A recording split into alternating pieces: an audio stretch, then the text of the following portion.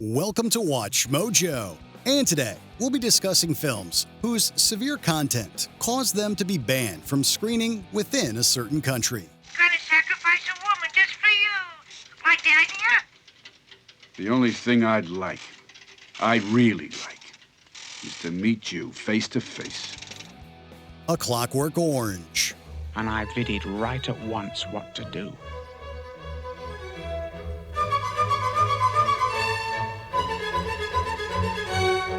It's one thing for a movie to be banned by outside forces, but director Stanley Kubrick actually decided to voluntarily impose a ban on his adaptation of Anthony Burgess's novel, A Clockwork Orange. This took place shortly after Kubrick's film was released in the United Kingdom, an area where copycat criminals decided to take inspiration from Alex DeLarge and his Droogs. Glorious feeling, I'm happy again. This infamous reputation surrounding Kubrick's now classic vision of unrepentant evil also applied to its source material, since Burgess's novel has faced pushback and bans as recently as 2020 from places like public libraries.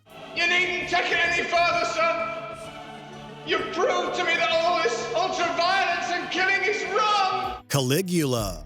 Although I have taken the form of Caius Caligula, I am all men as I am no man, and so I am a god.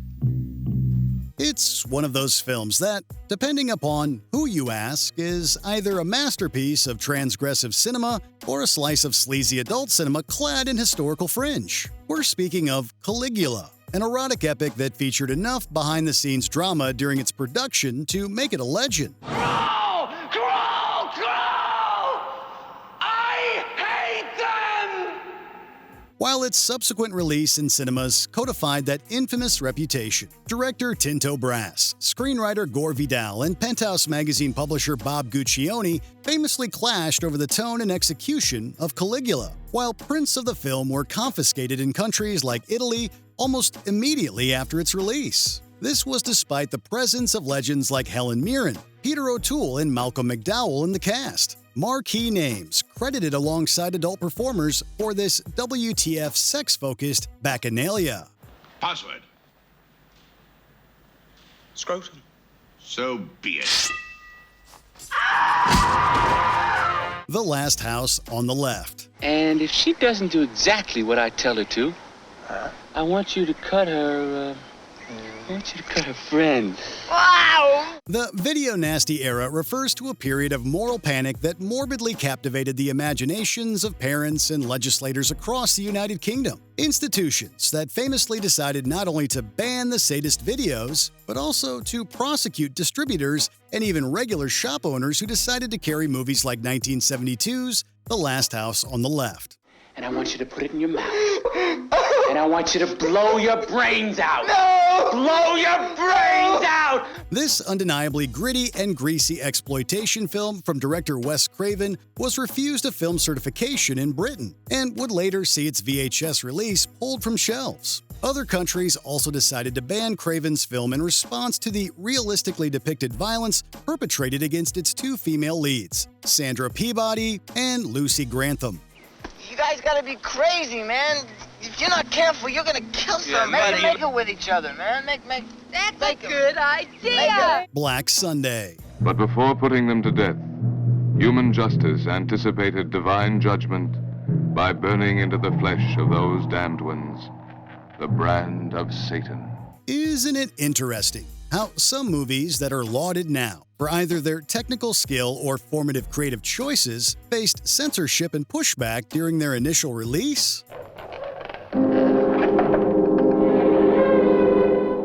It's Dr. Kruvayan. Director Mario Bava is considered today as an icon of Italian cinema. Yet, his Black Sunday from 1960 was actually refused a release certificate by, you guessed it, the United Kingdom back in the day. An edited-down version of Bava's atmospherically gothic vision would be released to British theaters a year later, in 1961. Fans would have to wait a while to catch this sumptuous horror classic uncut in cinemas and on home video. A storm prevented the flames from destroying her wicked soul, but today her innocent victims have broken the spell of Satan. Brain Dead, aka Dead Alive.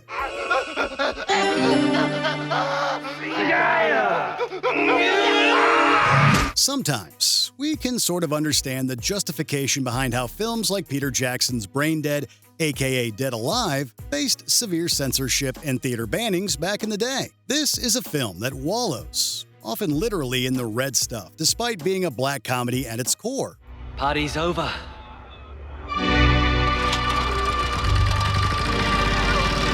None of the humor present within Dead Alive seemed to be enough to combat moral outrage, however, since Jackson's platter and splatter saw itself unwelcome in countries like Finland and South Korea. Heck, the full 104-minute cut of Brain Dead remains impossible to find in Germany, although outlets like Slash Film have reported on a reconstruction in the works for a potential release on 4K Blu-ray.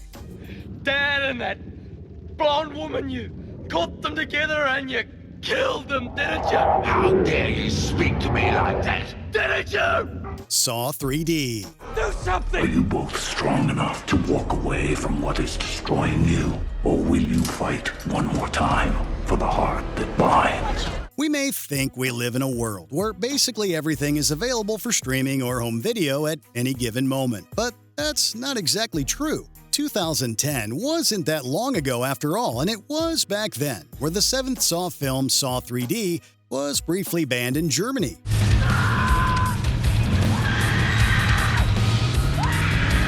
Teutonic fans of this gruesome and grisly franchise would have to wait until 2013 for a German court to reverse a ban that made Saw 3D unwatchable for that country's audience. It's important, then, to take note of how different countries view violent or disturbing content in many different ways, and take action in similarly specific manners. No! Game over. No! Antichrist. What does that mean? When the three beggars arrive, someone must die. Filmmaker Lars von Trier is no stranger to provoking his audience with some of the most harrowing, depressing, and outright envelope-pushing cinema in the world. His Antichrist from 2009 didn't only tease transgression via its title, however, but delivered upon that promise with some truly graphic on-screen violence. Bastard! You're leaving me! Aren't you? It was this violence, combined with themes of grief, sexism, and loss, that resulted in France banning the film in 2016. It took 7 years for Antichrist to survive this ban hammer, achieving a French re-release that was saddled with that country's most restrictive rating. Chaos reigns. The Toxic Avenger.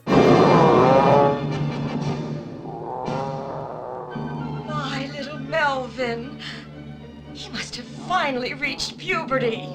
Troma Entertainment remains the house that Toxie built, a fierce independent film company that has prided itself on giving the people what they want. And at least in the case of the original Toxic Avenger, what the 80s movie-going public wanted was gratuitous sex and exploitative violence. The head-crushing scene that takes place at the Tromaville gym was just one of the infamous sequences that proved too toxic for some locations. Ontario, Canada is one example. We're gonna get him! We're gonna get him!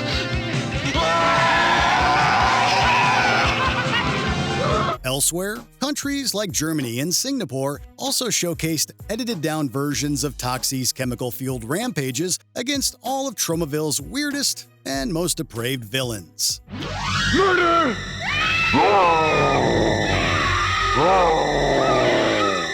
I'm gonna teach you a lesson you'll never forget! The Evil Dead.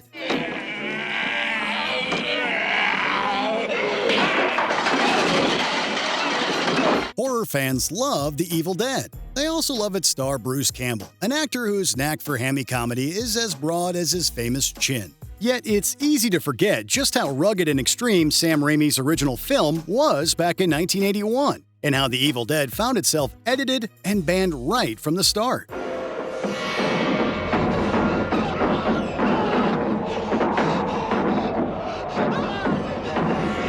The film's gore and violence were one thing, but there was also an infamous scene of tree assault that assisted The Evil Dead in being pulled from theaters and banned on home video. Raimi's harrowing horror vision became one of the most high-profile video nasties, a cult classic whose reputation remains firmly intact today.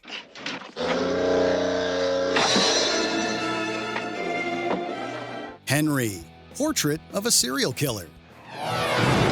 Don't do that, Otis. She's your sister. Okay, I was only kidding around, Henry. Tell her you're sorry. Okay, I'm sorry.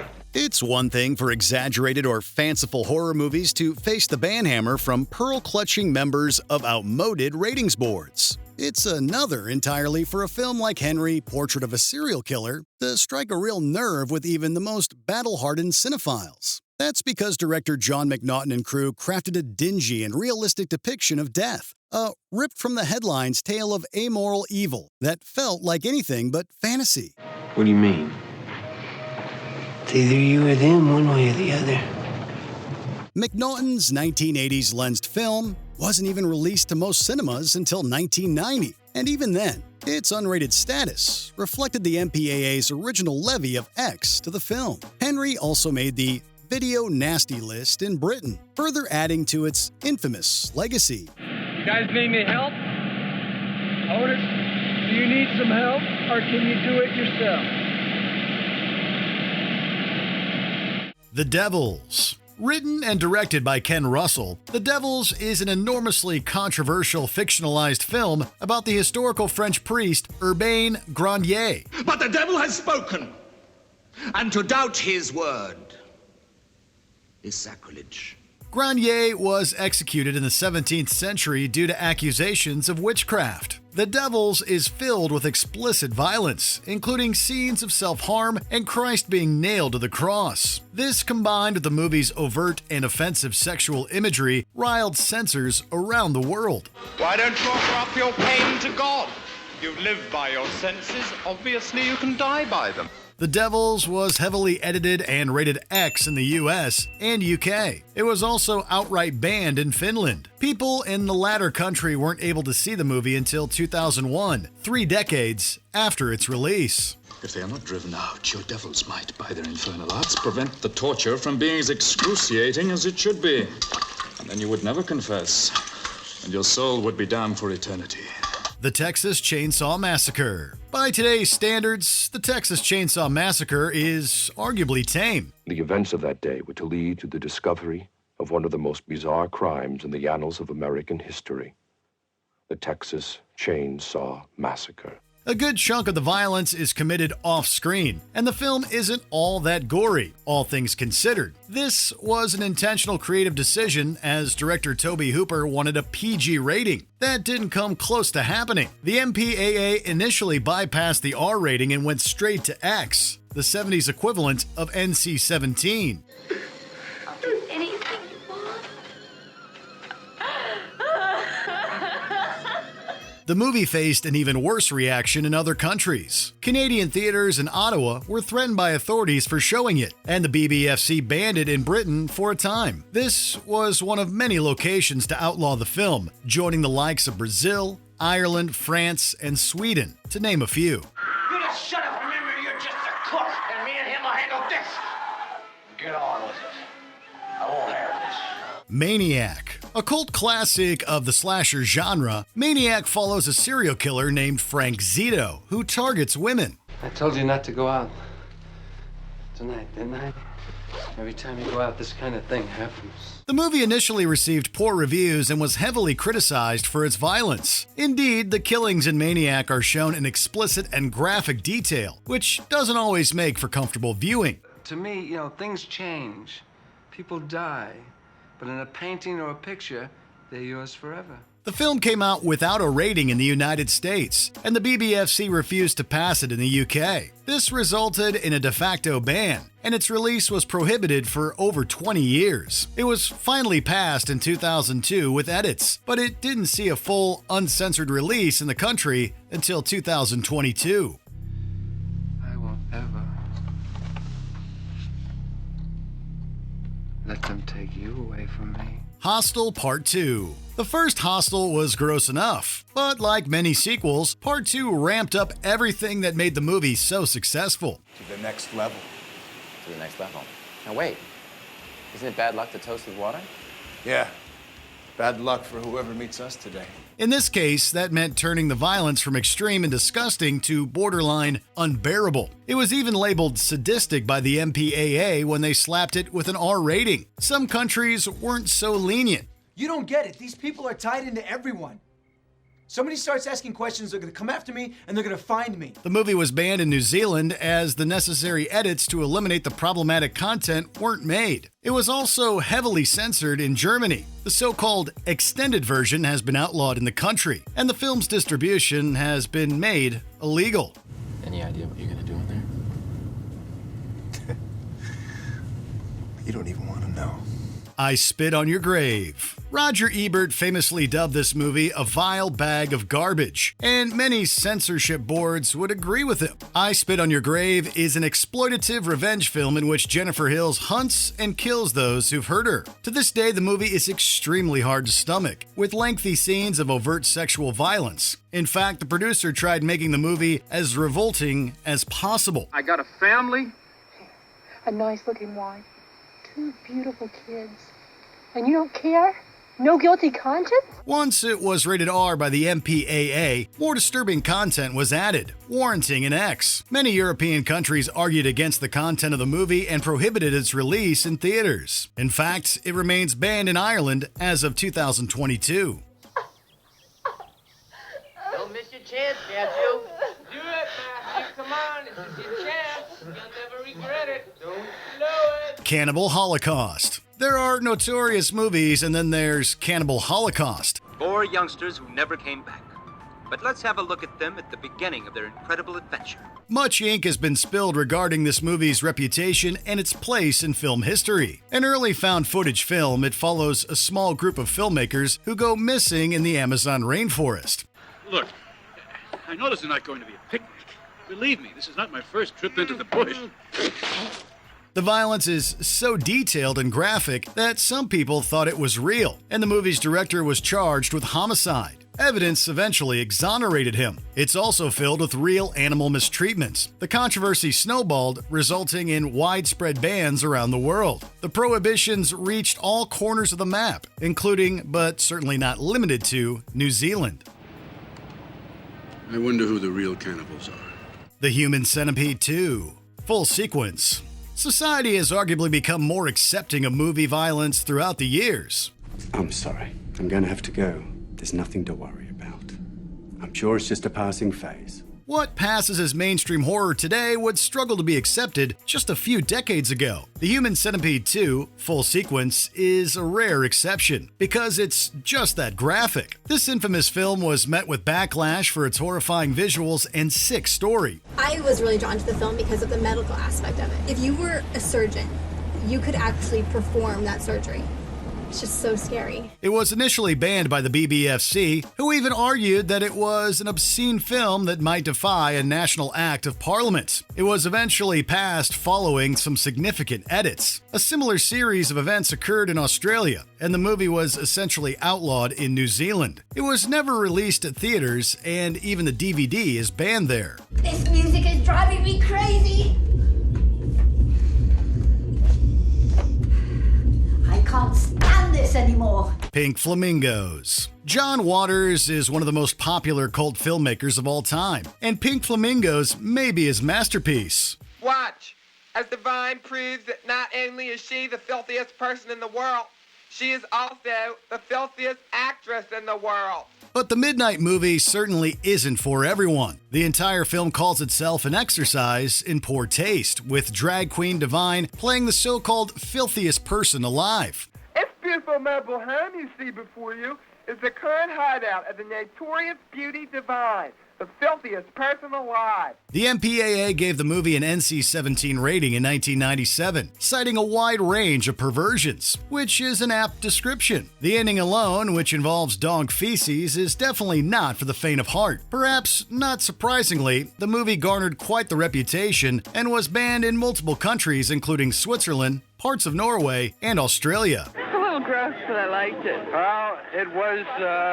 really the grossest film I'd seen. A Serbian Film. Perhaps the most notorious movie of our time, A Serbian Film's reputation certainly precedes it. The story follows a man named Miloš as he is forced to participate in a sickening snuff film. It's been studied in academic circles, and its director claims that it's a piece of political commentary. But most people struggle to look past its repulsive elements. Kola će vas čekati ispred kuće za pola sata.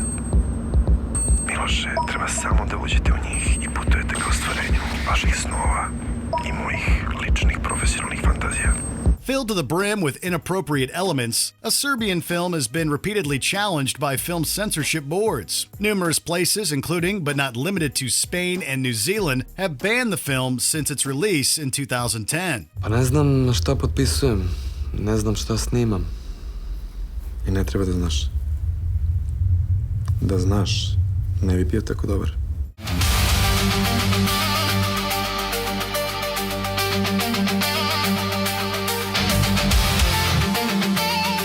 Before we continue, check out this single from Sound Mojo's album Current, EDM Transformed. Check out the full track and album below.